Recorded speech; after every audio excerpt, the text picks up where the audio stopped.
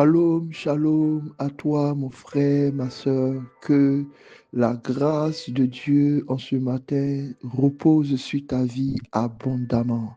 Je prie au nom de Jésus pour vous tous qui entendez ma voix. Je prie au nom de Jésus pour vous tous qui avez reçu cet audio de votre frère, d'un ami, d'un collègue, que au son de ma voix, une atmosphère nouvelle atterrisse dans votre endroit de vie, de travail et environnement où vous êtes.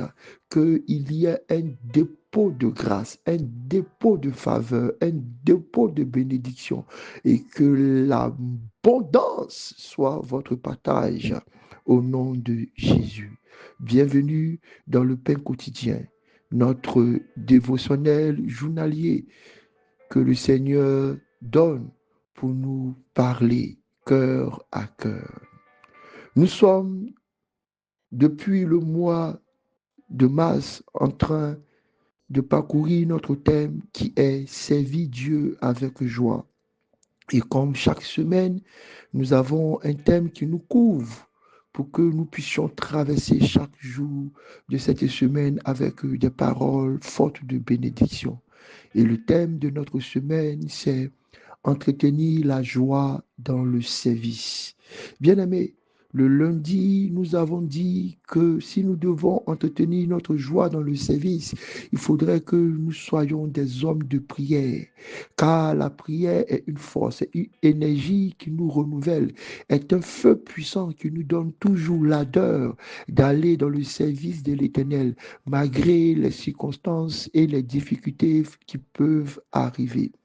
Et hier, mardi, nous avons parlé de la célébration, cette aptitude du cœur qui permet de toujours contenir et créer un environnement de joie, malgré les persécutions, malgré tous les vents contraires qui chercheront à éteindre le feu de l'amour de Dieu en nous. Nous avons compris que par la réjouissance, par la célébration, nous levons des barrières, nous levons des murailles contre les vents contraires que le diable peut envoyer pour détruire en nous ce service de joie dans la maison de l'Éternel. Et en ce jour, nous sommes le mercredi 26 mars 2025.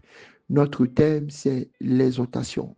Et le verset qui nous accompagne dans cette méditation est tiré du livre d'Hébreux, chapitre 10, dans son verset 25. Lisons ensemble avec révérence la parole de l'Éternel. N'abandonnons pas notre assemblée, comme c'est la coutume de quelques-uns, mais exhortons-nous réciproquement, et cela d'autant plus que vous voyez s'approcher le jour. Bien-aimés, c'est un verset que nous citons tous les jours quand nous voulons parler de l'assemblée. Mais en réalité, la définition de l'assemblée, c'est aussi pas seulement là où deux ou trois s'assemblent pour prier, là où deux ou trois personnes viennent adorer le Seigneur, mais l'assemblée aussi, c'est l'endroit où nous tous, nous venons nous mettre au service des uns des autres. Donc l'assemblée est l'endroit que Dieu a donné pour que nous puissions venir servir et être servis. Et si nous venons dans cette assemblée bien-aimée, sûrement qu'il y aura peut-être des éléments et des choses qui vont survenir, qui vont créer que malheureusement, certaines personnes vont se retirer de l'assemblée. Certaines personnes vont arrêter de servir. Certaines personnes vont arrêter ou détruire ou avoir la joie du service qui est en train de disparaître. Mais Paul, qui sûrement est l'auteur du livre des Hébreux ou quelqu'un d'autre, sûrement, nous donne le secret pour continuer de servir dans l'assemblée. Il dit, pour que vous puissiez toujours continuer de servir en assemblée, pour que vous puissiez toujours continuer de servir Dieu. Parce que comment est-ce que vous pouvez dire que vous servez Dieu si vous ne pouvez pas servir votre prochain dans la maison de Dieu? Et il nous donne le secret pour que nous puissions continuer de servir avec joie, pour que nous puissions entretenir cette joie dans le service du Seigneur. Il nous dit que le secret, c'est l'exhortation. Bien-aimé, l'exhortation est le secret qui nous motivera, qui continuera à nous aider à agir avec action, avec foi dans la maison de l'Éternel. Qu'est-ce que donc l'exhortation?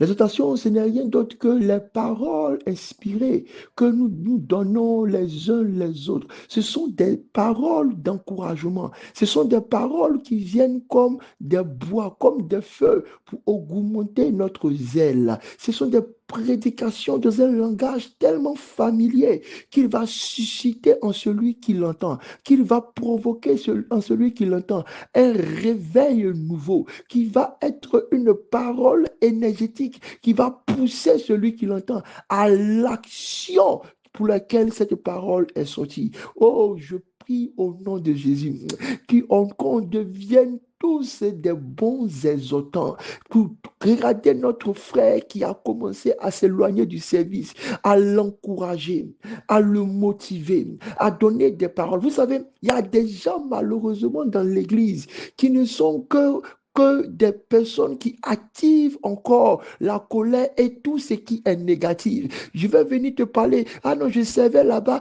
Voici comment est-ce qu'on m'a regardé. Ah oui, c'est comme ça. Oh. Ici, là, il regarde toujours mal les gens. Ils viennent toujours pour augmenter la douleur. Ils viennent toujours pour aggraver les problèmes. Non, si tu dois être un bon serviteur, si tu veux servir réellement avec joie, tourne-toi auprès de ces personnes-là qui, dans leur bouche, ont des paroles inspirées et inspirantes pour te permettre toujours, malgré les difficultés, malgré les problèmes, malgré les découragements, malgré les pertes, malgré la fatigue, malgré la souffrance, malgré les sacrifices pour lesquels tu ne vois pas de résultats, de te motiver, de te pousser, de t'accompagner, de t'aider, de te soutenir pour que tu puisses continuer de servir Dieu. Et il dit une très belle parole par rapport à ça. Il dit que le jour arrive. Bien-aimé, ne t'arrête pas. C'est quoi ce jour qui arrive? C'est le jour de l'exaucement. C'est le jour de la délivrance. C'est le jour du miracle. C'est le jour de la grâce. C'est le jour de la couronne. Bien-aimé, il y a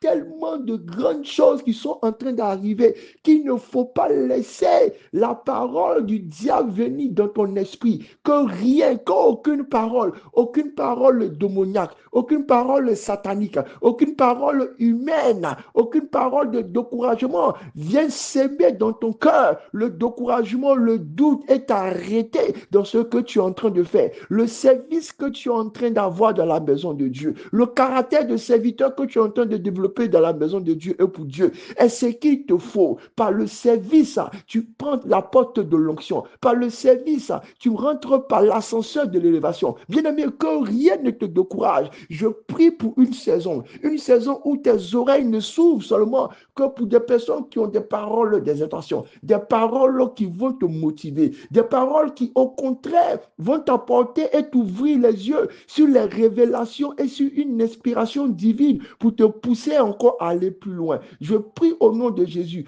que nous tous, nous devenons des exhortants, que nous nous encourageons mutuellement les uns les autres pour que personne n'abandonne le service, pour que personne n'abandonne le service de Dieu, pour que personne ne sorte de la maison de l'Éternel, pour que personne n'oublie qu'on a besoin de lui dans l'assemblée. Oh Dieu de gloire, aide-nous, Père, à être ces bons exhortants-là. Cela sur la bouche de qui on trouve des paroles d'encouragement. Soutenons-nous mutuellement, non pas seulement avec les mots, non pas seulement avec des regards, mais aussi avec la main qui met avec la main à la charrue, qui aide l'autre qui est fatigué. Il n'arrive plus à prier, prie avec lui. Il n'arrive plus à chanter, chante avec lui. Il n'arrive plus à arriver, va le chercher pour venir. Il n'arrive plus à avoir la foi, que ta foi complète sa foi. C'est ça l'exhortation. Ce n'est pas des paroles. Nous, la Bible définit la parole comme Dieu, la parole comme action, la parole comme vérité. Donc, l'exhortation pour nous, ce n'est pas seulement que des mots d'encouragement. Nous ne sommes pas seulement que des coachs et des motivateurs. Nous sommes des personnes qui venons et mettons nos mains pour agir avec une personne. Tu les exhortes en lui disant, viens à l'église. Tu les exhortes en lui disant, je viens te chercher à l'église. Tu les exhortes en lui disant, je suis avec toi à l'église. Que nos paroles aillent au-delà de vaines paroles, de simples mots, mais qu'elles soient action, qu'elles soient mouvement, qu'elles soient puissance au nom de Jésus-Christ de Nazareth. Oh Dieu, je prie maintenant pour quelqu'un qui a le cœur qui est en train de se déconnecter de son assemblée, de se déconnecter de ce lieu de service où tous, grands comme petits, anciens comme nouveaux, faibles comme forts, nous venons mettre nos talents, nos dons dans cette assemblée pour que le nom de l'Éternel soit élevé. Jésus a fait cette dernière prière et c'est avec ça que je vais prier pour la fin. Il a dit, Père, bénis-les, unis-les tous, afin que le monde croit que je suis le Fils. Bien-aimé, si le monde aujourd'hui a des difficultés à croire en Jésus-Christ, c'est parce que dans nos communautés, nous ne sommes pas en train de nous encourager. Nous ne sommes pas en train de travailler, de nous unir comme des puzzles, travailler en unité ensemble pour qu'il y ait encore une explosion de la puissance de l'Esprit. Je prie au nom de Jésus que Dieu nous donne d'entretenir la joie dans le service par cette exhortation, qui n'est pas seulement que mot, mais qui est courage, qui est main qui accompagne, qui est pied qui pousse, qui est foi qui augmente au nom de Jésus. Que la grâce et que la paix de l'Éternel soient pour nous et que l'exhortation se multiplie dans nos bouches, dans nos gestes et dans nos actions, pour que tout le monde puisse continuer à servir Dieu avec joie dans cette grande œuvre, l'Assemblée des Églises Rehoboth partout dans le monde. Tu as un frère à qui tu viens de penser que tu ne vois plus à l'église. Tu as un frère qui a pris le chemin d'abandonner la communauté. Tu as un frère qui a disparu et qui a quitté la communauté. Aujourd'hui, sois celui-là qui est l'exhortant, qui part le chercher, le faire revenir.